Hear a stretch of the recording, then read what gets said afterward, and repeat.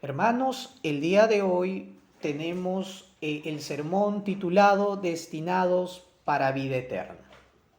Los misioneros, Pablo y Bernabé, ya habían predicado en Pafos, ¿se acuerdan? Predicaron en Pafos, el procónsul Sergio Paulo creyó maravillado de la enseñanza del Señor y pues ahí mucha gente se convirtió. Y estos misioneros de Pafos llegaron a Pergue de Panfilia. Y de Pergue de Panfilia ellos se dirigirían a un lugar llamado Antioquía de Pisidia. Quiero que se lleven con ustedes el día de hoy en esta introducción. Es lo que dice en Hechos 13, versículos 13, en el versículo 13, que nos dice: después de que zarparon de Pafos, Pablo y sus compañeros arribaron a Pergue de Panfilia y allí Juan se apartó de ellos y volvió a Jerusalén. Hermanos, en este versículo yo quiero que tengan en claro dos cositas nada más. Primero, que los destinados para vida eterna, es decir, los que creen y los que creerán, son los que van a perseverar hasta el final cumpliendo con la misión que Dios les ha dado. Y segundo, que aunque algunos de nuestros hermanos se aparten por algún tiempo de nosotros, o quizá vayan a trabajar con otros hermanos en otras iglesias, ellos seguirán con nosotros en esta labor. Son esas dos cositas, ¿de acuerdo?, que podemos encontrar en este versículo 13. Y claro, y uno puede preguntarse cuando lee este versículo, ¿por qué ellos no predicaron también en Pergue de Panfilia y se fueron pasando de frente a llegar hasta Antioquía de Pisidia? ¿Por qué? ¿Será que se arrocharon? ¿Será que no quisieron? Sería algo dudoso, ¿no? Y hay una buena razón por qué no se detuvieron en esos lugares. Es muy posible que se deba a que en ese lugar Pablo se enfermó. Pablo contrajo una enfermedad que posiblemente sea la malaria, ¿ya? Era una malaria febril crónica. En ese lugar, él llega a enfermarse y esto después comienza a afectarle, ¿no? Come con fuertes dolores de cabeza, ¿no?, como es los síntomas de la malaria, ¿ya? Y esto es lo que él va a explicar en la carta a los Gálatas, porque cuando ellos avanzan de Pafos por Pergue de Panfilia, ellos están ya llegando prácticamente dentro de la provincia romana de Galacia. Entonces eso es territorio de Galacia.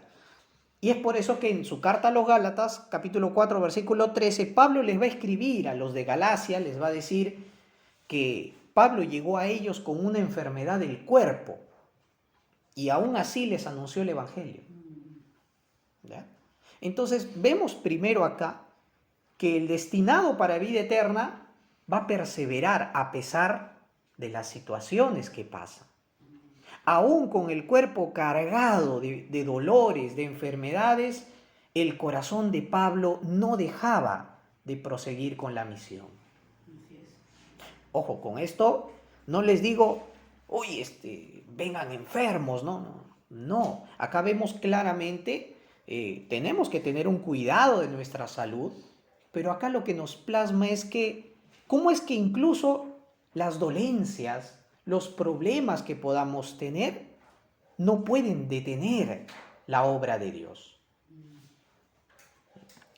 Y cuando leemos en la segunda parte del versículo 13, vamos a ver que nos dice que Juan Marcos, su ayudante, ¿se acuerdan?, los deja. Él vuelve a Jerusalén. El texto bíblico no nos dice las razones por las cuales se separa de ellos, ¿no? Podemos pensar de que se deba a esta enfermedad, a esta situación en Pergue de Panfilia, ¿ya? Como pueden haber otras también, otras razones, pero no lo sabemos.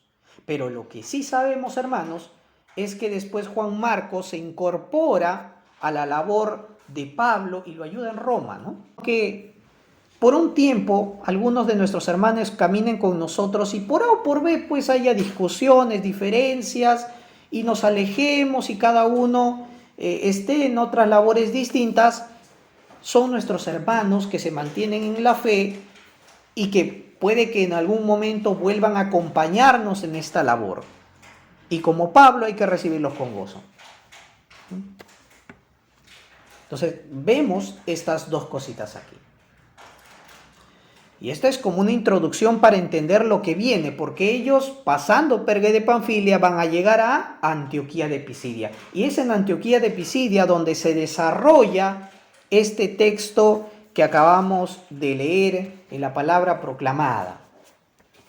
Vamos a ver dos puntos aquí en el desarrollo del mensaje, hermanos. Porque si hemos sido llamados, destinados para vida eterna, ¿será que solamente tenemos que ir a la iglesia y ya? ¿Qué caracteriza a los que están destinados para vida eterna? Del versículo 42 al 45, en el desarrollo del mensaje, vamos a ver que aquellos destinados para vida eterna no solamente aceptarán el mensaje, sino que se mantendrán en esa gracia. Se mantendrán firmes en ella. No va a haber situación que les diga, no, voy a dejar la fe, ¿no? Y dos, versículos del 44 al final hasta el 49, que aquellos destinados para vida eterna no se quedan solamente con la idea de escuchar, sino que oirán y glorificarán. Y glorificar al Señor no significa solamente cantarle o hablar bonito de Dios. Glorificarle es entregarle tu vida, es servirle. Y bien, vamos a ver estos dos puntos en el mensaje de hoy. Entonces, del versículo del 42 al 43 voy a dar lectura. Por eso ahí en sus Biblias también ustedes acompáñenme. Nos dice, cuando ellos salieron de la sinagoga, porque llegaron a Perge de Panfilia, predicaron, y de ahí al terminar su sermón, la gente le rogaron que el siguiente día de reposo, o sea, la siguiente semana, les volvieran a hablar de estas cosas. Luego se despidieron a la congregación y muchos judíos y conversos piadosos siguieron a Pablo y a Bernabé. Y ellos siguieron hablándoles y animándoles a mantenerse en la gracia de Dios. Y esto les instó a mantenerse en la gracia. ¿Por qué? Porque van a venir problemas.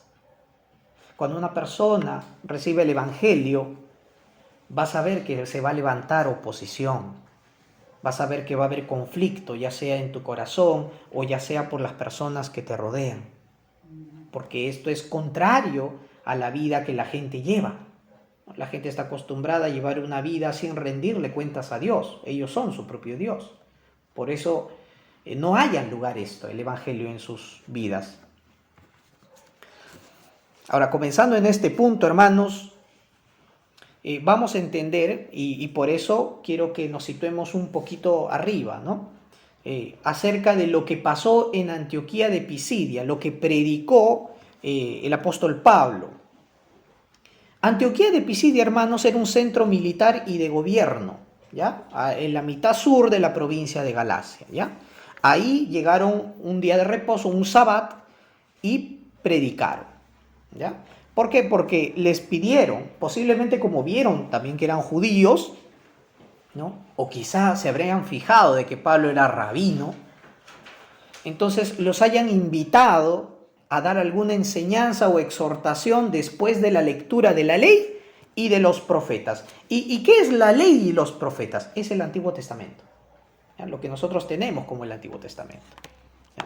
Después de leer los libros del Antiguo Testamento, los invitaron a dar alguna palabra de ánimo, exhortación, alguna enseñanza, ¿no? Y lo que vamos el día de hoy a entender es lo que Pablo predicó en Antioquía de Pisidia, dentro de estos versículos, porque nos dice el versículo 42 que la gente le rogó que le hablaran más de estas cosas. Entonces, pero, ¿qué cosas hablaron? Y es lo que nos habla desde el versículo 14 en adelante. Por eso les dije, tengan sus Biblias a la mano. Vamos a pasarlo rápidamente. Del 14 hasta el 25 vamos a verlo rápidamente. Nos dice que cuando Pablo llega y le piden esto, y la audiencia era mayormente judía. Habían sí gentiles convertidos al judaísmo, que se les llamaba prosélitos, pero mayormente eran judíos los que estaban ahí. Entonces, Pablo comienza a exponer la historia del pueblo de Israel. Y con esto, ¿cuál era el objetivo del apóstol Pablo hablándoles esto? Es que entendieran el obrar de Dios en la historia de su pueblo. ¿Hacia dónde estaba llevando la historia de Israel? ¿No? Dios, ¿no? ¿Hacia dónde?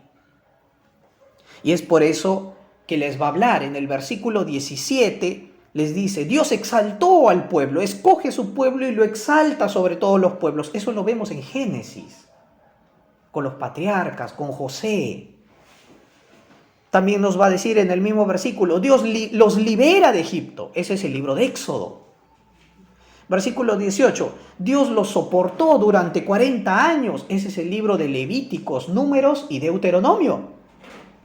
Lo que pasaron, 40 años. Versículo 19, ¿cómo es que después de 40 años Dios les hace conquistar toda la tierra de Canaán? Conquistan las 7 naciones cananeas. ¿En dónde nos narra esto? En el libro de Josué. Versículo 20, y así vivieron gobernados por jueces, porque no había rey, gobernaron por jueces hasta el profeta Samuel. Todo este periodo lo cubre el libro de Jueces, el libro de Ruth y el libro de Primera de Samuel. Versículos 21 al 22 nos dice que hasta que Dios levantó rey en Israel. El pueblo pidió rey, Dios les puso a Saúl, el rey que ellos querían. Pero después, quitado Saúl, Dios pone a David como rey de Israel. Esto es narrado en primer y segundo libro de Samuel. Versículo 23. Lo que hace ahora el apóstol Pablo hasta los días de David, y la intención es esta, es llevar a la gente a Cristo. Es decirles que Cristo es el Mesías esperado, ¿no? Que Jesús es el Mesías esperado, porque Cristo y Mesías es lo mismo, ¿no? En diferente idioma. Y lo que hace es trazar una línea directa desde David hasta Cristo, diciéndoles que este es el Salvador esperado, de David. Y Dios prometió un rey, un Salvador. ¿Y quién es ese Salvador? Jesucristo. Versículos 24 y 25 les dice, este Salvador no vino así de frente, este Salvador fue anunciado. ¿Por quién? Por Juan el Bautista. Y Juan el Bautista vino considerándose un indigno de servir al Señor, pero que había tenido este privilegio. Y de esta manera, hermanos, ¿cómo es que el apóstol Pablo hace que el pueblo recuerde la historia de Dios, pero que no se pierda en la historia? Y no aísle las historias, solo Génesis, solo Levítico, solo Jueces. No, la historia es una. Y toda esa historia está encaminándose hacia alguien. ¿Hacia quién? Hacia la venida de Cristo. Porque ahí apuntaba el plan redentor de Dios. Y ahora yo les pregunto para nosotros, ¿de qué nos ayuda a saber todo esto? Hermanos, ¿alguna vez sus abuelos, bisabuelos o algún miembro de su familia les ha contado la historia de su familia de ustedes? ¿De dónde vinieron? Nosotros posiblemente nacimos en Huacho, acá, o algunos en Lima, otros en otros lados, pero ¿realmente surgimos así? No vinimos de algún otro lado, no tenemos una línea de historia que contar, que saber. Y quizás nos hayan contado cuando preguntamos a nuestra familia acerca de la historia y de los trajines de cómo nuestros antepasados vinieron posiblemente de la sierra o de la selva o de otros países hasta radicar a este lugar en donde vivimos. Y aunque no nos hayamos percatado, hermanos, así fue Dios con Israel.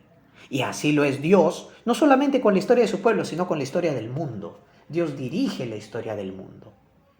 Yo vivo en América del Sur, en Perú, Lima, Huacho, pero Dios es el que se ha encargado de dirigir la historia de mi familia y de mi vida, aún con todas las tristezas y alegrías que todo esto conllevaba. El pueblo, ¿qué cosas no pasó en la historia de su pueblo? Y de igual manera nos identificamos cuántas historias tristes, cuántas historias alegres, cuántas anécdotas, y en todas ellas estaba la mano invisible de Dios guiándonos. Y sí, puede que no le encuentre sentido, a la manera en que Dios dirigía la historia de tu familia o tu vida hasta este momento. Pero lo que sí debes estar seguro es que Dios es el Dios que plasma tu historia soberanamente y que su finalidad no es que tú pases penurias. Su finalidad es llevarte a ti, su escogido, su destinado para vida eterna, hacia Cristo, de modo que tú puedas vivir con Él. Entonces, sabiendo esto, concluimos con lo que dice el Salmo 138, versículo 8, que nos dice: Jehová cumplirá su propósito en mí. Y esto era lo que llevaba al pueblo, el propósito de Cristo. Y eso era lo que el pueblo se había perdido durante el tiempo. Si vamos ahora al versículo 27, Hechos 13, 27, nos va a decir que los habitantes de Jerusalén y sus gobernantes no reconocieron a Jesús, ni lo que dijeron los profetas, los cuales se leen en los días de reposo, pero dieron cumplimiento a estas palabras al condenar a Jesús. Ahora, Pablo les estaba diciendo todo esto porque los quería llevar a Cristo y les decía: Dios, lo que ha prometido Dios desde un principio con su pueblo, lo ha cumplido enviándonos a Cristo. Pero ¿de qué manera lo ha cumplido? Nos dice lo que ha hecho, pero el proceso, ¿cómo lo llevó a cabo? Y esto posiblemente los impactó fuertemente. En el versículo 17 que ya hemos leído, prácticamente les dijo: ustedes dieron cumplimiento a la salvación de Dios al condenar al Cristo. Los escritos del Antiguo Testamento, es decir, los profetas, ustedes que lo leen todos los días, como dice Pablo, ustedes leen todos los días en la sinagoga la ley, los profetas, como hoy, pero es algo que ustedes han hecho durante mucho tiempo en vano. ¿Por qué? Porque lo han leído, lo han repetido en sus sinagogas sin reconocer a Jesús, el Cristo, en sus vidas. Por eso lo leen a ciegas. Lo leen, mas no lo entienden.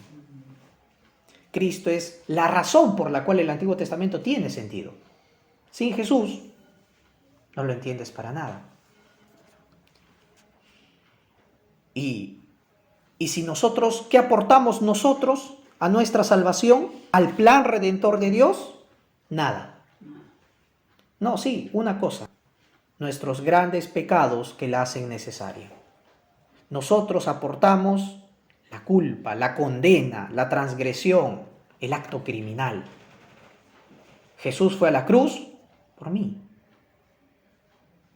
Un inocente murió por mi culpa. Esa es la realidad. Yo aporté a Dios de la manera con mi pecado. Y reconocer esto, y reconocer que el que mandó a Cristo a la cruz fui yo, esto conmueve. Porque vino por el pecado de la humanidad. ¿Y qué es lo que aportó Dios? Claro, y aportó todo, prácticamente, para salvarnos. Usó lo malo de los hombres y lo dirigió hacia un gran bien, haciendo que el Hijo de Dios entregara su vida en la cruz de manera voluntaria y resucitándole al tercer día. Esto lo encontramos en este mismo capítulo, versículo 30, 33 hasta el 37. Esto es lo que habló Pablo en la sinagoga de Antioquía de Pisidia. Dios lo resucitó de entre los muertos, y es muy similar al mensaje que el apóstol Pedro predicó en el día de Pentecostés. ¿Y cuál era la finalidad de que el Cristo muriera, resucitara al tercer día? Versículo 39. ¿Qué quería hacer Dios con nosotros? Justificarnos. Y aunque Dios nos perdona, que es poner la deuda en la persona de Cristo, la justificación hace que tú estés a cuenta con Dios, estés bien con Dios. Que seas llamado justo, una persona íntegra delante de Dios. Y esto es lo que ni la ley ni las obras pueden hacer por ti. No importa cuánto te esfuerces, no importa cuánto perseveres, no importa cuán religioso seas o cuánto te leas la Biblia, si no crees en Cristo, no puedes alcanzar la justificación. Pero cuando ves la ley y las obras que apuntan a Cristo, eres salvo y llamado justo delante de Dios porque has creído en Él. Has creído que su mérito era todo lo que Dios aportó. Es suficiente para nuestra salvación. Como punto número 2 de este sermón, los que están destinados para vida eterna oirán y glorificarán. Versículos del 44 hasta el 49. Y primero vamos a ver 44 y 45, nos dice que después de esta predicación, ahí los habitantes de la ciudad se reunieron para escuchar la palabra. Ya les habían dicho, vuelvan a venir porque queremos escuchar más acerca de este mensaje, ¿no? Acerca de Jesucristo. Pero cuando, imagínense, ¿no? Están ahí en la sinagoga y es un día normal, ¿no? Y llegan los líderes judíos, están ahí y todo el lugar se llena, se repleta. Y no se repleta de judíos, se repleta de gentiles. Imagínense la cara de los judíos, la cara de los y un poco la indignación de los prosélitos también, ¿no? Que se han convertido al judaísmo y que creyendo que con eso van a pertenecer al pueblo de Dios.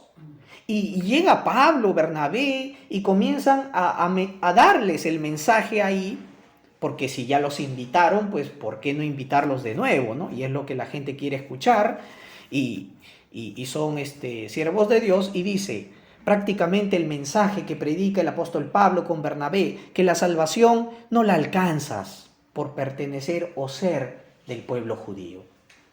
La salvación la alcanzas por la fe en Jesucristo. Imagínense cómo chocó esto a los líderes que estaban ahí, líderes judíos normales, prosélitos, ¿no? Y esto los indignó. Y es por eso que lo que vamos a ver en este punto es que los destinados para vida eterna, que somos nosotros, somos y seremos motivo de celo y motivo de gran oposición. ¿Qué podemos dar? ¿Qué impresión daremos? Aunque queremos procurar su bien, lo que despertaremos primero sea posiblemente el celo y la oposición de los demás. Y es por esto. Porque sin haber hecho nada, la gente dice, te lo llevas fácil. ¿Por qué? Porque creíste. Y yo que me esforcé, y yo que hice, y yo que no cedí ante los malos actos en esta sociedad. No entienden el plan redentor ni la obra de Cristo. Y lo hacen pequeña. Ahora, estos judíos se indignaron, se llenaron de celos, porque mucha gente comenzaba a escuchar a Pablo y a Bernabé, y a ellos no, pues. ¿No? Hoy nosotros que cada año, cada día los invitamos, les decimos conviértanse al judaísmo, escuchen al Dios de Israel, y vienen estos y lo llenan todo, ¿no? Y comenzaron a oponerse y a blasfemar, nos dice el texto bíblico. ¿Por qué? Primero porque los judíos consideraban que solamente la salvación y la esperanza de que el Mesías venga era algo exclusivo del pueblo judío. Y que los gentiles no tenían ninguna participación de ello. O sea, solo los judíos somos salvos y se acabó. Los gentiles lo único que les puede esperar es la condenación eterna, el sufrimiento eterno, el castigo de Dios. Nada más. No tienen esperanza, a menos que se vuelvan judíos. Pero el mensaje del Evangelio era totalmente opuesto a eso. Ahora, un judío que considerara que un gentil sea su igual por la fe en Jesús, esto no solamente haría que sus enemigos se exaltaran, sino que los rebajaría de nivel a ellos. Eso hirió su orgullo. Entonces, si esto pasaba con creyentes, con judíos, con gentiles, prosélitos, esto nos debe llamar a reflexionar a la iglesia también. Somos cristianos, sí, y podemos ser de varias denominaciones, pero ¿mostramos algún celo u oposición por compartir algún don o privilegio con otros creyentes? Les digo para que me entiendan. Tú sirves en una iglesia o tú puedes servir bien al Señor en tu vida, pero puede que venga un nuevo creyente o un nuevo hermano y que tenga más éxito que tú, que la gente escuche más a ese que a ti, ¿no? Supongamos, yo soy un chico en una familia y yo hablo a mi familia del Evangelio y hay veces mi familia ni caso me hace, pero llega un primo que hace una semana se convirtió a Cristo y tú has estado hablándole de Cristo por un año, llega, les habla a tu familia y tu familia se convierte.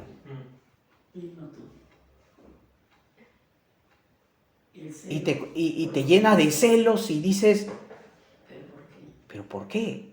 Y tu familia te acerca y te dice, este mensaje es el de salvación, Jesús es el Señor, murió, resucitó. ¿Y qué cosa te estaba hablando durante un año? Y nos molestaríamos, pues. Hay veces, sí, nos alegramos por la salvación de ellos y debería ser ese único motivo de gozo, la gloria al Señor y ser humildes, pero hay que reconocer, nosotros somos, hay veces se nos sale la carne y decimos, más manifestamos el celo que el gozo del Señor. Por ejemplo, igual en un cargo en una iglesia, ¿no? Un hermano que quiere servir, por ejemplo, quiere ser diácono, quiere ser maestro, ha estudiado y la iglesia le dice, no, todavía no. Y llega un hermano que ha terminado sus estudios, viene y de frente lo aceptan para servir en la iglesia. Y uno comienza a sentir celos. Y cuando llega y llega a la iglesia y lo he sentado en su lugar, le dice, ese es mi lugar. No, yo siempre me he sentado acá durante un año, 2 años, todos los hermanos saben, ¿no? Sé que más para allá. Pasa. O sea, no hay que negar estas cosas. Esto pasa, hay en las iglesias. Y esto es para saber que la iglesia no es un lugar de gente perfecta y santa. Somos santos, sí, pero en carácter de escogidos. Y los que estamos aquí estamos siendo sanados. Somos enfermos en un hospital espiritual y deseamos crecer en la fe. Entonces, también consideremos, algunas personas, por ejemplo, terminan rechazando a Jesús por la forma en que Él cambia nuestra relación con la gente. Entonces, muchos les cuesta más fácil quedarse en resentimiento con otros que buscar a Jesús. No, me caía bien, pero desde que comenzó a hablar de Jesús ya no es mi amigo. Somos motivo de celo y oposición en varios lados. ¿No? Y puede ser de una u otra iglesia también y causar este celo y oposición. Ahora, dice que estos judíos comenzaron a contradecir la verdad de Dios y a blasfemar. ¿De qué manera? No nos dice el texto, pero es muy probable de que la manera en que ellos blasfemaban era negando el mensaje de salvación. No solamente pues degradando a Pablo, a Bernabé, diciéndole que estos no sabían lo que hablaban, sino diciendo que Jesús no era el Mesías, no era el Salvador, sino un criminal social ajusticiado por las autoridades romanas.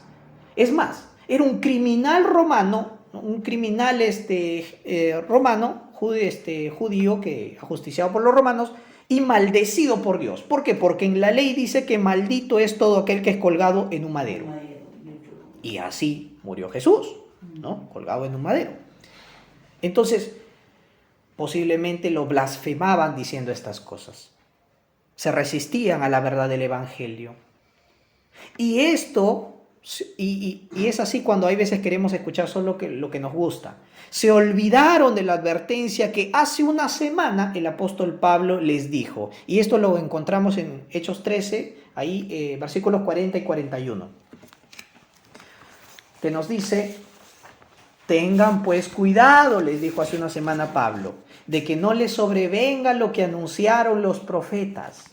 Ustedes, que todo lo desprecian, asómbrense y desaparezcan. En los días de ustedes haré algo tan grande que no podrán creerlo, aunque alguien se lo explique. ¿Qué obra tan grande ha hecho Dios? enviar a Jesucristo. Y muchos no podrán creerlo aunque tú le expliques de buena manera. Se resistirán a creerlo, como era el caso de estos judíos. Y esta palabra, esta advertencia, ¿a qué viene? Esto viene del profeta Habacuc en los tiempos del Antiguo Testamento y habla acerca de cómo es que en la paciencia de Dios, ¿no? y Dios tuvo que castigar también los pecados de Israel con el cautiverio babilónico. Pero así como Habacuc decía, arrepiéntanse y no desprecien, ustedes que desprecian las palabras del Señor, arrepiéntanse y no vaya a ser que se asombren y desaparezcan por el castigo. Entonces Pablo usa este mismo mensaje de Habacuc para decirles a los hermanos de Antioquía de Pisidia que no desprecien ni blasfemen el nombre de Cristo, porque estarían rechazando a Dios mismo. Y lo que hagan tercamente los va a llevar a quedarse asombrados cuando de repente venga el juicio de Dios y desaparezcan al perecer completamente. Es una gran advertencia. Los que toman a la ligera el mensaje del Evangelio. Y así como fue la iglesia el primer siglo, también lo somos en nuestros días. Pero, ¿por qué Dios permite que seamos motivo de celo, motivo de confrontación, de oposición? ¿Por qué Dios permite esto? Y esto lo encontramos en la carta a los Romanos, hermanos. Romanos capítulo 10 y en el capítulo 11 voy a leer 10 versículos del 16 al 19, pero voy a hacer una síntesis, ¿ya? En Romanos 10 del 16 al 19, Pablo cita a Isaías, quien dijo: Señor, ¿quién ha creído a lo que hemos anunciado? La fe viene por escuchar la palabra de Dios. ¿Pero en verdad el pueblo lo ha escuchado? ¿Ha escuchado estas palabras? ¡Claro que sí! Dios ha mandado que su palabra salga hasta los confines de la tierra para que lo escuchen. Pero Isaías de nuevo pregunta: ¿pero en verdad Israel lo ha comprendido? Mucha gente puede escuchar, pero ¿comprenderla? Por eso dice acá seguidamente: yo haré, dice Dios, que ustedes sientan celos de un pueblo que no es pueblo, un pueblo que yo no he reconocido. Yo haré que se enojen con un pueblo insensato. Los gentiles, nosotros. Romanos 11, versículo 11, nos va a decir prácticamente esto, Pablo. Dios quería que su pueblo sintiera celos y reclamara la fe para sí. Cuando tú tienes celos de alguien, ¿por qué es? Porque tú quieres ser como esa persona, ¿verdad? O tú quieres tener lo que tiene esa persona. Si a una persona le prestan más atención que a ti, o yo quiero que me presten más atención a mí. Si tiene esa persona algo valioso, tú también lo quieres tener, ¿no? Entonces, tienes celos, ¿no? Y lo que Dios quería hacer con el celo hacia los gentiles era que el pueblo judío también tuviera la fe de ellos. ¿Se dan cuenta? Versículo 14 va a decir, Dios quería hacer que, Pablo dice, quiero hacer que los hijos de Israel sientan celos de lo que ustedes tienen, y entonces que yo pueda salvar a algunos de ellos. Y esa es la razón por la cual hay veces somos motivo de celos y de oposición. Es porque Dios no quiere que la gente se sienta mal, es porque quiere que la gente crea y tenga el tesoro valioso que los hace felices a ustedes. Esa incomodidad no es para mal, es para bien. Y esto nos lo dice la Biblia, hermanos. Por eso oremos, que si en algún modo causamos celos o incomodidad a alguien, explicarles que ellos también, esto no es exclusivo de nosotros. Yo quiero que tú seas feliz como lo soy yo ahora. Este Cristo que yo conozco, quiero que tú también lo conozcas. Ya los versículos del 46 hasta el 49, ¿cuál fue la respuesta de los gentiles? Ellos se llenaron de regocijo y glorificaron al Señor a pesar de que muchos judíos estaban molestos, ¿ya? Y acá en el versículo 46, ¿qué dice el versículo 46? Nos dice, Pablo y Bernabé les dijeron con toda franqueza, otra versión le dicen con todo de nuevo, estamos seguros de que era necesario que ustedes fueran los primeros en escuchar la palabra de Dios, pero como ustedes la rechazan y no se consideran dignos de recibir la vida eterna, ahora vamos a predicarles a los que no son judíos, o sea, a los gentiles, ¿no? Entonces, los destinados para vida eterna deben de conocer que ha llegado el horario de Dios para sus vidas. Hoy es el horario en que Dios te ha llamado como su pueblo escogido. No eres tachado más como que Dios te odia o que Dios te rechaza. No, ha llegado el tiempo. Has vivido durante mucho tiempo siguiendo tus caminos, pero hoy Dios te habla y te hace conocer que quiere que tú creas en Él, que tú seas su escogido. Y lo serás si lo aceptas rindiendo tu vida a Él. Y lo que expone acá el apóstol Pablo les dice, esto no era exclusivo de los judíos. Dios, para comenzar la evangelización tenía que comenzar con Israel, pues. Y a partir de Israel Dios extendería esta salvación a todo el mundo. Hechos 1:8. Serán testigos en Jerusalén, Judea y Samaria hasta lo último de la tierra. Y cuando vamos al versículo 47 nos dice, porque Dios nos ha encargado esto. El Mesías ha sido luz de los gentiles y salvación hasta el último de la tierra. Y nosotros somos llamados a ser partícipes de esta misma labor. Pablo y Bernabé, ¿qué eran? Luz para los gentiles porque eran luz en Cristo Jesús. Era un llamado para cumplir esta misión. Pero ahora que este pueblo cierra su corazón, como dijo el Señor Jesucristo en los evangelios, no vamos a tirar la perla a los chanchos, ¿no? Ustedes dicen que no quieren escuchar más, lo rechazan rotundamente, pues no les vamos a decir más. Vamos a ir a los que sí quieren oír. Y los que van a oír glorificarán a Dios. De manera que, hermanos, vemos acá el amor de Dios, pero también la respuesta que el hombre da a ese mensaje.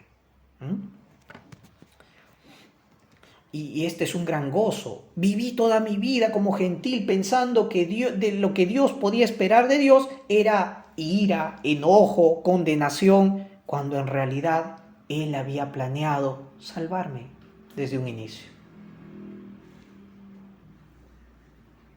Por esto los gentiles se regocijaron, se alegraron. No era que Dios me olvidó, era que Dios me buscó personalmente y me trajo este mensaje. Vino Pablo enfermo, pudo haberse quedado, pudo haber dicho volvámonos a Jerusalén y volvamos cuando me sienta mejor. Vino con todo enfermo y el hermano, el otro Bernabé, ayudándole para decirme este mensaje, que yo había sido escogido para vida eterna. Entonces, de esta manera, hermanos, vemos cómo ya la luz de Cristo brilló en el primer siglo y sigue brillando hoy en día. Y aunque no se vea una gran creciente de conversiones como en los primeros siglos, sabemos que el Evangelio sigue siendo eficaz para convertir el alma hacia Dios. Vamos a orar. Amado Señor, te damos las gracias. Gracias, Padre Celestial, por este mensaje. Gracias por tu buena palabra, Señor, porque tú despiertas nuestros corazones y nos dices que aunque estábamos enemistados contra ti por el pecado, tú no tomaste en cuenta nuestros pecados, sino que los cargaste en el Hijo de Dios. Él murió en la cruz por nuestras transgresiones y para que nosotros pudiésemos recibir por sus méritos la salvación, el perdón de pecados, la vida eterna, caminar como una nueva persona. Gracias te damos, Señor, por este mensaje que es llevado hasta los confines de la tierra, luz para los gentiles, para todos los que crean en Él. Señor, también te pedimos para que las personas no cierren ni endurezcan su corazón ni blasfemen contra ti como lo fueron los judíos en su momento. Ayúdanos, Señor, a que más personas más personas puedan rendir su vida a ti. Esto es el anhelo de nuestro corazón, y si por eso somos causa, motivo de celo, motivo de oposición, que así sea, Señor. Oramos en el nombre de Jesucristo. Amén.